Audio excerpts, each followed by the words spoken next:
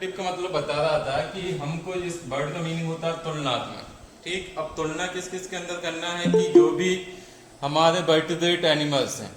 ठीक, vertebrate animals की बात करें तो सबसे पहले अगर हम बात करें तो यहाँ पर आता है फिश। ठीक, तो एक क्लास हमारी फिश है कि जब भी हम किसी भी टॉपिक्स जैसे इंटेगुमेंट है यहाँ पर तो हम फिश के बारे में भी इसकी इंटेगुमेंट के बारे में बात करेंगे। फिर उसके बाद दूसरा क्लास आती है एम्फीबियन। ठीक, तो एम्फीबियन में हम देखेंगे फिश में हम कोई भी फिश ले सकते हैं। इसमें हम ले सकते हैं लेबियो रोटा, लेबियो। ठीक, यहाँ पर फ्रॉग ले सकते हैं हम। ठीक, एक पर्टिकुलर एनिमल्स को ले लेंगे यहाँ पर। दूसरी बात अगर तीसरा नंबर की जो क्लास है हमारी, तो तीसरे नंबर की क्लास है रेप्टिलिया। रेप्टिलिया, ठीक, तो रेप्टिलिया में हम लिजार्ड ले लें। नेक्स्ट है हमारा एबिस। एबिस में हम देखेंगे बर्ड। बर्ड मतलब उसका बर्ड मीनिंग है। ठीक है, बर्ड में हम कबूतर ले लें या कोई भी पक्षी ले लें, हैंस लेंगे, मुर्गी ले लें, कोई भी पक्षी ले सकते हैं। ठीक है, तीसरी बात मैमल्स।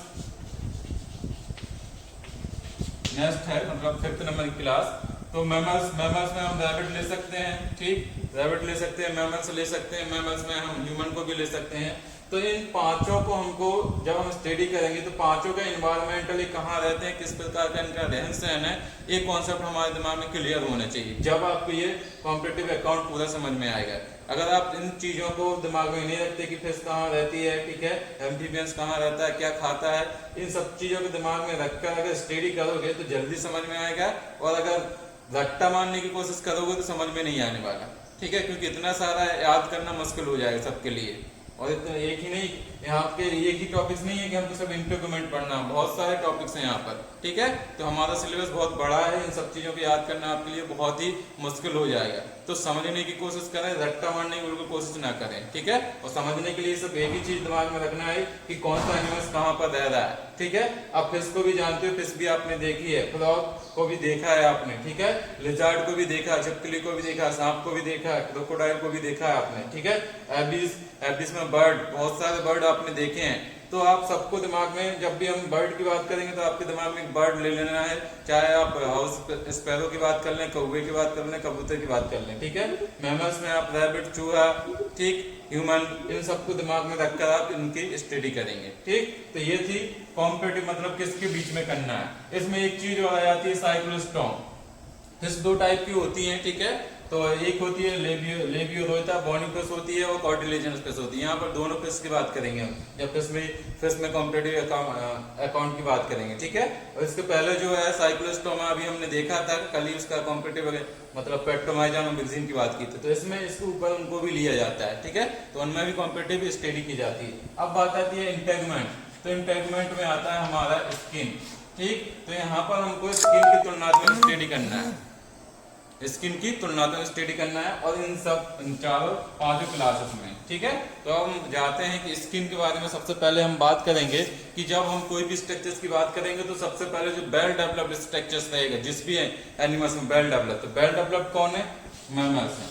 ठीक, तो एक जनरल स्टडी हम किसकी करते हैं, मैमल्स। अगर स्किन की बात करेंगे तो पहले हम स्किन के जनरल अगर स्ट्रक्चर की बात करें तो स्किन किसकी पढ़ेंगे, मैमल्स की पढ़ेंगे। तो मैमल्स की स्किन सबसे, उससे ही हम तुलना करेंगे सभी की। ठीक है, सभी एनिमल्स की इसकी स्किन से क्या करेंगे, तुलना करेंगे। क्यों करेंगे, क्योंकि ये वेल डेवलप्ड, तो इनमें कुछ ना कुछ कमी पाई जाएगी इनके स्ट्रक्चर्स में। ठीक है, इनके रहन सहन के बेस पर। क्लियर, हमें बात तो करना है स्ट्रक्चर्स के बारे में, तो बात करना है क्योंकि इसका स्ट्रक्चर्स कैसा होता है सभी का। ठीक है, तो उन सब चीजों की स्टडी हमको करना है, साथ में स्किन के जो डेरिवेटिव होते हैं। ठीक है,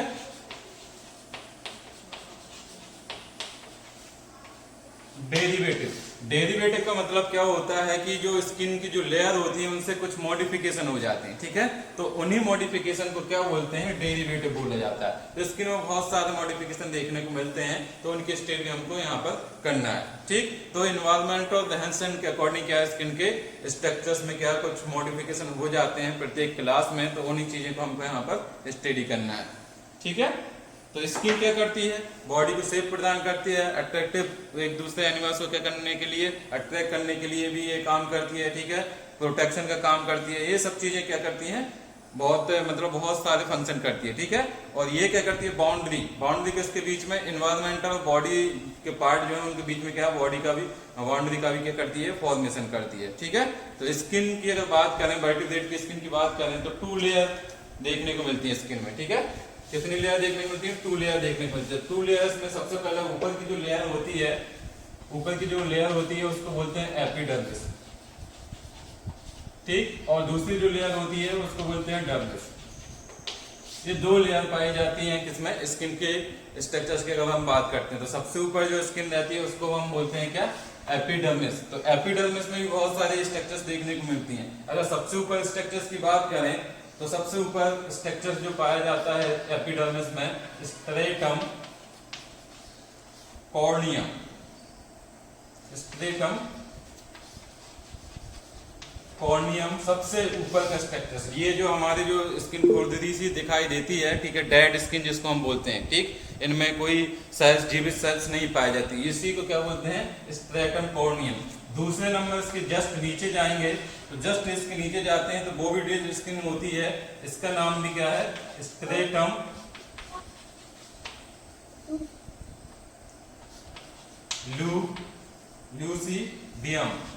ल्यूसिडियम, कॉर्नियम के जस्ट नीचे की स्किन, ठीक है, लेयर।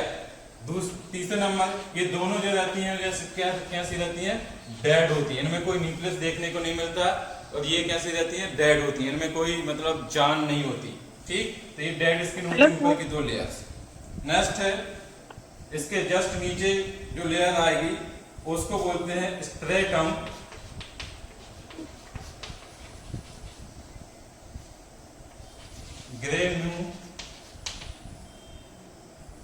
ग्रेनुलोसम,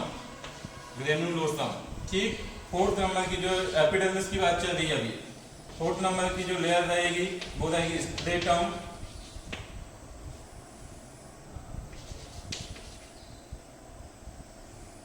स्पेनोसम, ठीक। 5th नंबर की जो लेयर रहेगी, ये सबसे इंपॉर्टेंट लेयर है 5th नंबर की जो लेयर है, ठीक, इसको बोलते हैं स्ट्रेटम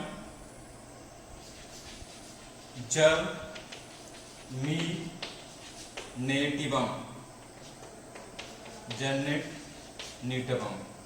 ठीक।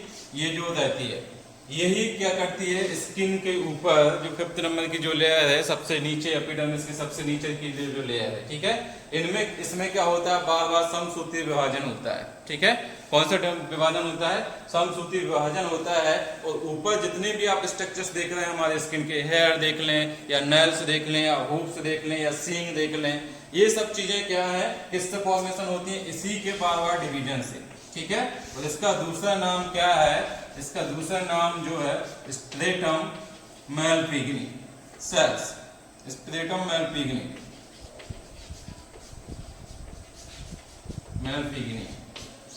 ठीक है, इसका दूसरा नाम है। ये क्या करती है, बार बार इसमें क्या होता है, जर्मिनेटिवम की बात कर रहे थे, इसका दूसरा नाम है स्ट्रेटम मैलपिग्नियम, लेयर भी बोला जाता है। इसमें क्या होता है, बार बार समसूत्री विभाजन होता है, ठीक है। तो समसूत्री विभाजन देखते हैं कि समसूत्री विभाजन से होता क्या है, एक्चुअली में क्या चीज देखने को मिलती है।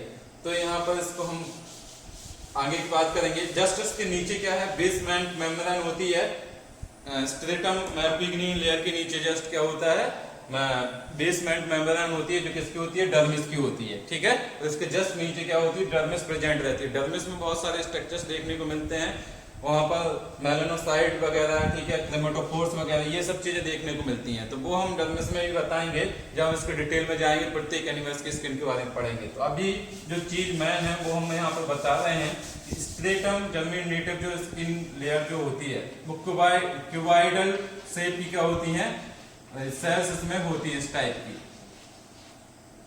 ठीक। अब इनमें क्या होता है, बार बार समसूत्री विभाजन होता है। और समसूत्री विभाजन जब होता है तो क्या करती हैं, ये इस तरीके से मूवमेंट करती हैं, इस तरीके से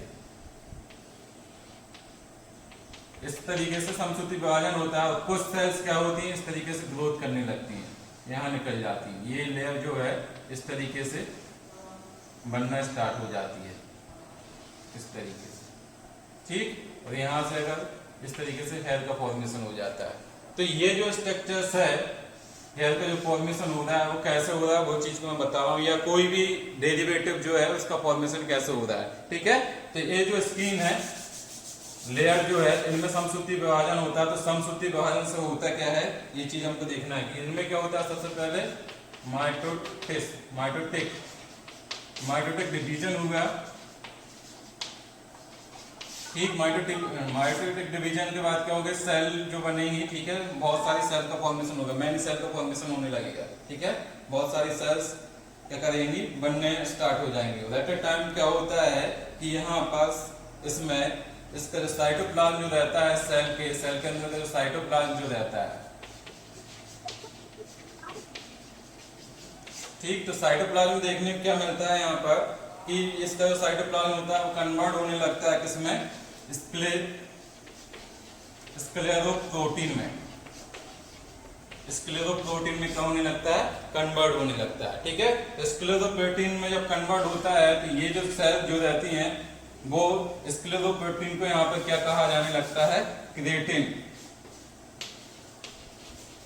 ठीक है, क्या कहा जाने लगता है, क्रिएटिन। मतलब क्या है कि पहले तो जर्मिनेटिव जो सेल्स है उसमें क्या हो रहा है, डिवीजन हो रहा है। डिवीजन से 1 से 2, 2 से 4, 4 से 8, इस तरीके से क्या है सेल का फॉर्मेशन हो रहा है। ठीक है, और वो सेल जब यहाँ पर बनेंगी, समझ लीजिए स्किन है, यहाँ पर बार बार डिवीजन होगा तो ये सेल क्या करेंगी, आउट ग्रोथ करेंगी। ठीक है, तो आउट ग्रोथ करेंगे तो ऊपर की ओर धक्का लगेगा। ठीक है, तो ऊपर की ओर धक्का लगेगा तो जो ऊपर की इसकी जो लेयर है वो क्या करेंगी, ऊपर की ओर खिसकना स्टार्ट कर देंगी। ठीक है, और खिसकना स्टार्ट करेंगे तो उनके साइटोप्लाज्म में क्या होगा, मॉडिफिकेशन और कन्वर्ट हो जाएंगे। और वो कन्वर्ट जो होगा साइटोप्लाज्म उनका किसमें, स्क्लेरोप्रोटीन में क्या हो जाता है, कन्वर्ट हो जाता है। और ये स्क्लेरोप्रोटीन जो रहता है इसको हम क्या बोलते हैं, क्रिएटिन। ठीक है, तो क्रिएटिन आपने सुना है ना, क्रिएटिन सुना है, सबने सुना होगा। ठीक है, जो शैम्पू जो ऐड आता है तो क्रिएटिन युक्त शैम्पू बोलते हैं। ठीक है, तो हमारे बालों में क्रिएटिन नामक क्या होता है, प्रोटीन पाया जाता है जो हमारी बाल जो हेयर जो रहते हैं उनके क्या है, ग्रोथ के लिए बहुत ही आवश्यक होता है। ठीक है, अगर नल की भी बात करें तो उनमें भी क्रिएटिन नामक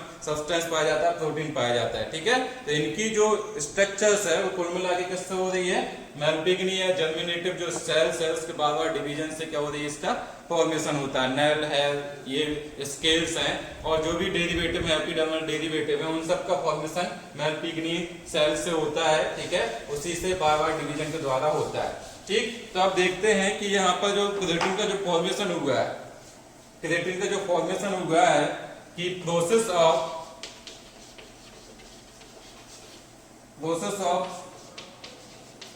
क्रिएटिन फॉर्मेशन, उसको कहा जाता है क्रिएटिनाइजेशन। क्रिएटिनाइजेशन बोला जाता है। क्रिएटिन के बनने की जो प्रोसेस है, ठीक है, उसको क्रिएटिनाइजेशन कहा जाता है, या और दूसरा नाम भी है इसका